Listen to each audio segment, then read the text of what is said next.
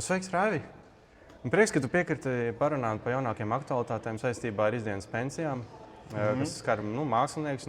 Runāsim par pašu par sevi, par mūziķiem. Ko tu varētu pastāstīt, varbūt? Cik tev liels ir darba stāžs un cik tev gadi? Ko tu redzi tajā profesijā?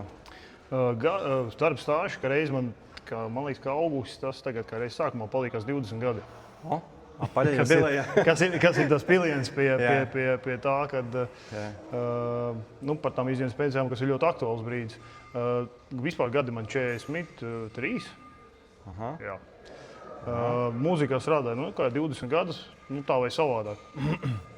Un kā tu jūties? Kā tu jūties šajā profesijā, tieši atbildot uz šīm varbūt aktualitātēm, par izdienas pensijām, ka doma, tur ir, vēl nav pilnībā viss skaidrs, kā tas būs. Doma, ka tur pagarina, liek klāt to laiku, vai pat domāts jau nākotnē, ka viņas vispār nav vajadzīgas. Kā uz to skaties?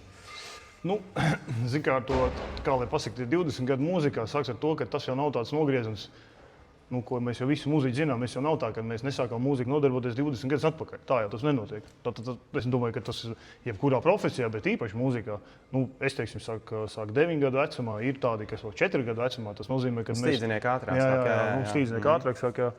Tas nozīmē, ka, ja tā parēķinām, mēs jau lielāko mūžu daļu to vien darām, kā spēlējam, vai tā vai savādāk, trenējamies tos instrumentus. Es jau sen kaut kādā intervijā teicu, ka mūziķis ir, lai man neapvainojas neviens sportists, bet tas ir tāds intelektuāls sporta veids. Es tev pilnīgi pievienojos. Jo redz, diemžēl, kamēr tu esi jauns un tev ir ķermenis pietiekami, kā lai saka, aktīvs un pats tu esi progresīvi domājošs, viņš pakļaujas dresūrai daudz vienkāršāk nekā tas notiek, teiksim, pēc 40 gadiem, kad tas sāk pazust reakcija. Un tā reakcija jau nepazūd tikai ne tāpēc, ka mēs vecāki paliekam. Bieži vien tas iet rokā ar stresu, jo tas darbs mums ir, viņš ir pietiekami stresains, jo es nezinu nevienu tādu profesiju, arī sportai skaitā, kur, man liekas piekrīt, ka mums kļūdīties 2%, tas ir ļoti daudz no mūsu darba laika. Mēs nevaram mēs 2% kļūdīties, tas ir slikts mūziķis. Es atcerējos vienu reālu faktu. Uzmetāju mikrofonu, viņš teica, nokrist.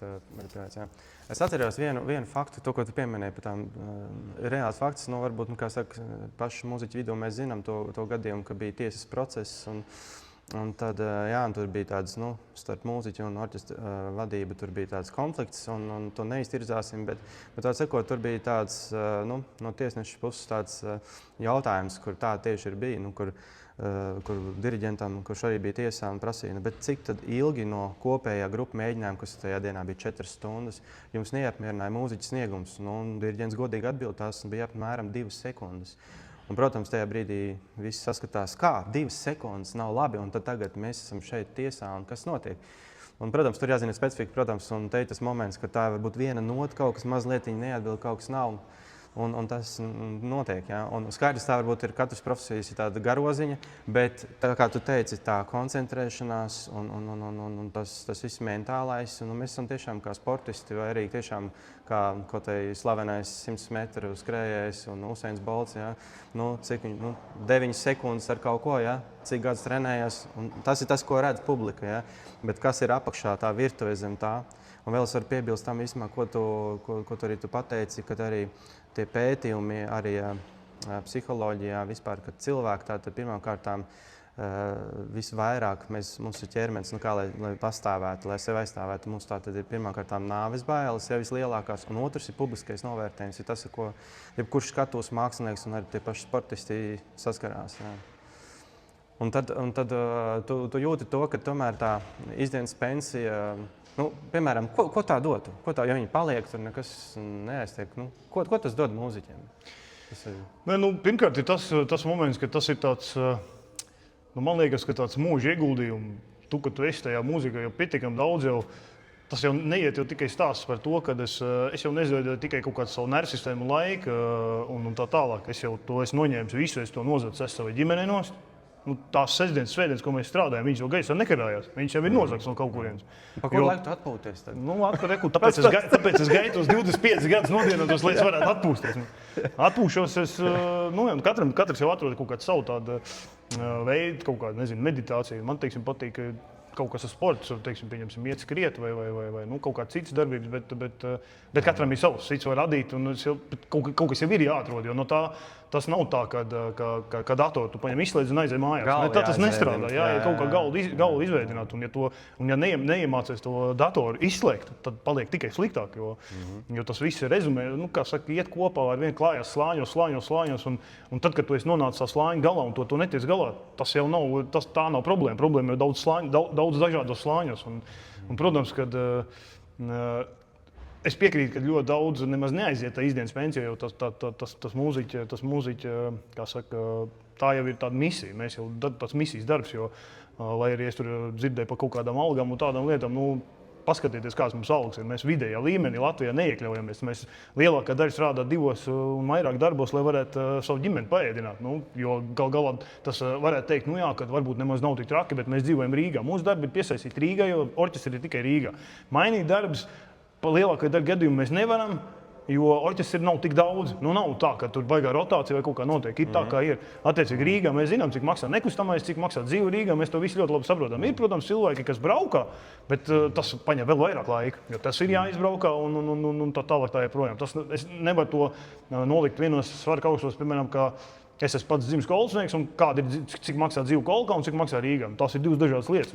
Tas nav, un teiksim, tie 25 gadi, man liekas, ka, man personīgi liekas, ka mēs to ar savu to darbu, ar savām braukšanām visādos koncertu turnējās gan uz ārzemēm, gan tepat pa Latviju, gan ar savām ziedotajām brīvdienām, gan ar, piekritīsim, zemu atalgojumu. Mēs esam to pelnījuši.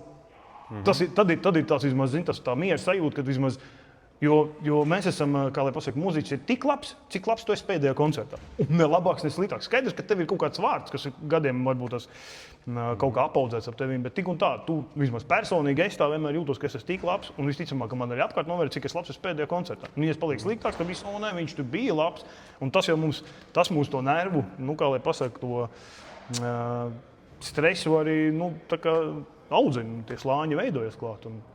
Tāds mans tas verdikts par to. Tad jau arī no tā, ko tu saki, tādu mazu kopsavilkumu var teikt, ka tomēr mūziķa profesijā vidēji tas mentālā slodze.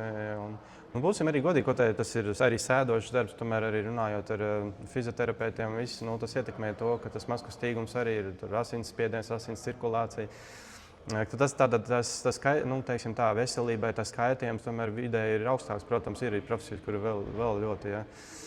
Tad tomēr tā izdienas pensija, tā ir tāda iespēja ar tādu mazu drošības pilvēni, jo tu pieminēji algas. Mēs varam konkrēti skaidrs, jau zinām, arī valsts kancelējā bija tā prezentācija. Tie tad ir 530 līdz 600 kaut kādi, cik tur tie eiro vidēji. Tas ir tas, kad mūziķis aiziet izdienas pensijā, un vidējais vecums bija 50 gadi. Vai tas ir, kā saka, tāds, vēl ņemsim vērā to, ka tad mūziķu, ko var ietaupīt uz mūziķiem, tie ir apmēram 11 000. Gadā, jā, uz to. Vai šis ietaupījums ir tā vērts, teiksim tā, jo, tomēr, teiksim tā, es domāju, ka arī paši pasniedz, un kur no kolēģiem esam runājuši, ka, tomēr arī ir, jaunā paudze, kas ir vēl mācās studēt, ka viņi tomēr zina, ka šajā profesijā, jā, tā kā tu uzskaitīji, nav viegli, ir mazs atalgojums, bet, tāds bonus viņš ir tomēr iespēja cieņpilni aiziet, pēc 25 gadiem. Ātrāk, jā, un atdot vietu, kā saka, arī nākamajam jaunam cilvēkiem, jo, teiksim tā, šī ir sistēmas arī tāda nepilnība, ja, ka mums algas tomēr ir ļoti zemas, un tām zemējām algām aprēķina to izdienas pensiju, kas jau arī ir zema. Kas pats par sevi ir slikti. Un tad skaidrs, ka no vienas puses tad vismaz bonus, labi, tā veselība un kāda, kas mums ir, ja, tad arī mums ir iespēja ātrāk. Jo par to jau ir īstenībā jārunā, jo bija kaut kāda laika atpakaļ, es nezinu, vai pamanīju vai nē, Latvijas Radio 3 klasikā. Tur bija tāda sadaļa mentālā veselība mūziķiem, un tur atsaucās vairāki, un tur arī bija kāds mūsu kolēģi, kas godīgi runāja par tādām lietām kā depresija, trauksmi un visu to stresu, kas ir. Jā, es domāju, varbūt, ka mēs būtu arī, kā saka, mierīgāki, ja, protams, atalgojums un nebūtu tās skriešanas pa vairākām darba vietām, kur mēs sevi ātrāk tā kā izdedzinām. Ja. Tas ir viennozīmīgi, ja mēs varētu vienā darba vietā saņemt, nezinu, tik cik jo Jo tas jau neaprobežojas tikai viena darbvieta, vai divām darbvietām, vai cits trijās strādā. Jo, no vienas puses piekrīt tam, ka tas jau nav īsti ritīgi, bet kāda ir izvēle? Kāda ir izvēle? Lai mēs varam dzīvot, es domāju, ka kultūras ministrs ļoti labi zina, kāds mums ir algas. Ja kultūras ministrs nosēdinātu uz vienu tādu algu, diez vai viņi varētu, nekas personīgs, bet tas nav nopietni. Es varētu Rīgā daudz maz normāli dzīvot, man vajadzīgi vismaz 2 darbi. Labi, vēl paveicies, ja tie darbi saistīti ar mūziku. Bieži vien tā nemaz nav. Kad tas ir pilnīgi kaut kas cits, tas nozīmē, ka tev vēl ir jānoslēdzas, kaut kā jādomā. Ja tas ir atkal saistīts ar mūziku, tad tas ir, vismaz manā pieredzē tā ir opera, tas ir sestdienas, svētdienas, tie ir katrs vakars. Tas resurss ir tik liels, cik viņš ir. Skaidrs, ka tie cilvēki izdeg. Bet varbūt arī, tā kā mēs varam atrast dzirdīgas ausis arī vēl kaut kur sociālās tīklos. Ko tu varētu teikt tādu specifiku arī tieši par, tu kā arī tubas spēlētājs un tomēr arī, kas saistīts ar metāla pūšanu instrumentu spēli. Es atceros, mēs kaut kad runājam, tur arī pieminēja par zobiem. Ja, kāds ir. Mēs visi zinām, cik maksā arī zobārstu pakalpojumi. Un varbūt tur ir kaut ko par to tādu specifiku pateikt, kas tur ir, kāpēc. Par zobiem pavisam vienkārši. Tur jau nav jābūt nekādam baigam fiziķiem, lai saprastu to, ka mums visu laiku ir tāda, vismaz man kā tubistam, un arī visiem metāla pūšiem. Es, protams, nemāku tev komentēt, koku pūšiem, tu noteikti labāk zinās, bet metāla pūšiem ir tā, ka mums tas piematnes, ko mēs turam pie lūpām, tas ir no misiņa. Misiņš tomēr ir smagais metāls, lai arī viņš ir apsudarbots, bet tomēr manā gadījumā vēl arī visa tuba, kas arī no misiņa. Es katru dienu pie viņas pieķēries, viņa pietiekami liela. Instruments, tur es zinu gadījumus pasaulē, kur tās ir noveduši līdz tādām nopietnām alerģijām, kā piemēram Ņujorkas filharmonijas tubistam, tas bija ļoti nopietnas alerģijas. Un tāds ilgstoši viņš ārstējās. Protams, ka mums ir zobiem sanāk spiediens, attiecīgi visi tie smagie metāli mums nonāk ķermenī. Tā vai savādāk. Kam vairāk, kam mazāk, tas varbūt tas ir atkarīgs no to, cik kurš vairāk vai mazāk spēlē, bet mēs mūziķi tomēr vismaz darba dienā mēs, cik mums stundas 4 ir tas 4 stundas kopējais mēģinājums. Plus vēl individuālais darbs, kas ir neizbēgami vismaz 3 stundas, bez tā nekā nevaram, lai mēs varam būt kaut kādā formā, mums ir jātrenējās, lai arī tā ir tā lieta, ko neviens jau te apkārt neredz, un varbūt arī mūziķi nedaudz grēkamo, ka par to nerunā. Bet tas mums ir jādara. Protams, ka vienmēr būs tā, ka ja tev ir kaut kādas lietas, kas jādara, tu to vari atlikt uz vēlāku laiku. Vai, tas nav tāds, kā no 8 līdz 5 tās darba laiks. Skaidrs, ka es varu vēlāk, es tur varu naktī ielikt, vai naktī ne, vēl vakarā ielikt kaut kāds silence urdīns paspēlēt. Tas viss ir atmējams, bet līdz, ko tu sāc to zakt, tā tev līmenis sāk kristies. Tā tu kaut kur sāks kompensēt. Beigās tu nonāks pie to, ka tev vienkārši jāspēlē tāpatās. Tad ir pareiķini arī tie 7 stundu dienā, kad tie zobi dabū norauties, ķermenis dabū norauties ar visiem tiem metāliem. Un tieši tā, kā tu teici, cik maksā zobārsts. Ar mūsu algām nevar zobārsts nosakt. Man pašam pēdējos 2 gadu laikā tagad bija 2 gudrības zobi raut ārā. Jā, es zinu, citiem kolēģiem tur smagi, tad, protams, kaut kas notiek. Es saprotu arī citādi profesori, bet mums ir īpaši tas, ar viss arī sejas, tā fizioloģija, viss, kas ir.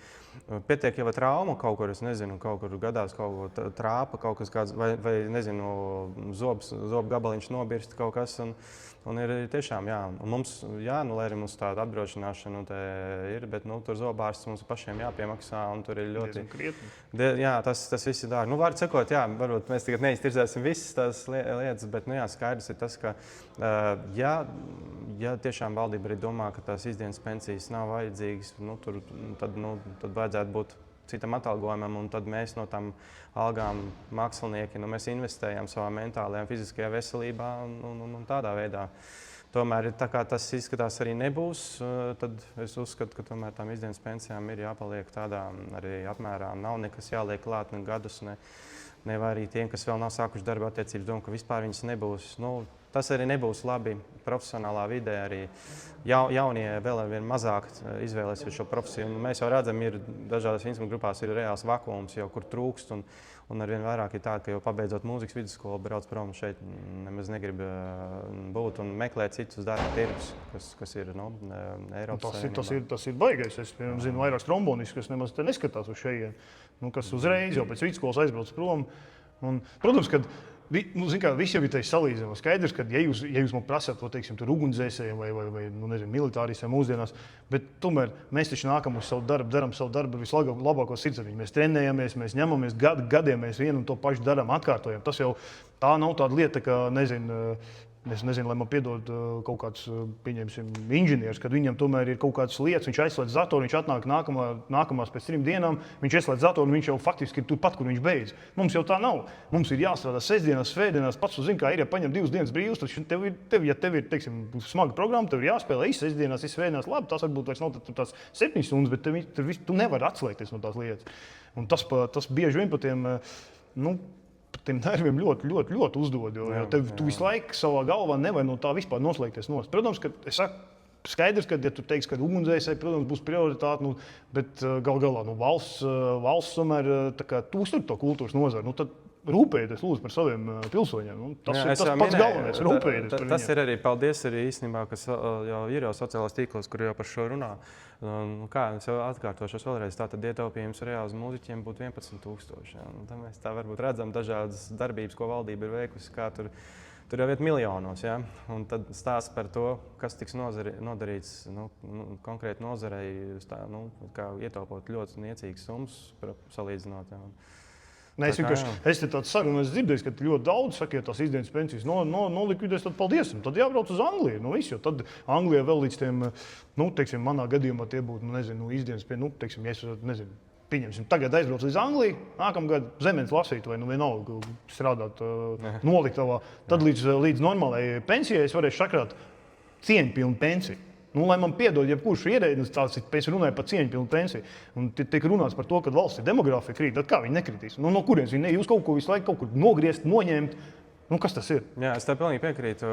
Labi, mēs mazliet politiski, bet tāda ir realitāte un tāda dzīve. Mēs esam reāli cilvēki, kas šeit esam dzīvojam. Mēs esam arī savas valsts patrioti. Man ir bērni, tev ir ģimene un bērni. Mēs audzinām. Tie ir arī nākamie nodokļu maksātāji. Jā, tā tas arī ir. Jā, un tāpēc tas ir jāsaprot. Tas ir konteksts, tas ir tomēr konteksts.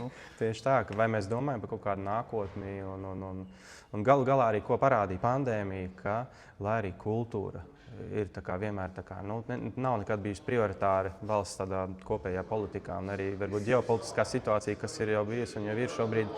Ir tas teiciens, ja tā kā lielgabala šauj, tad mūzika klusē, jā, un tad skaidrs, ka tas ir tā bijis, bet tomēr no tā, kas ir bijis, nevajadzētu pasliktināt to situāciju. Tas, kas ir, to vajadzēja saglabāt.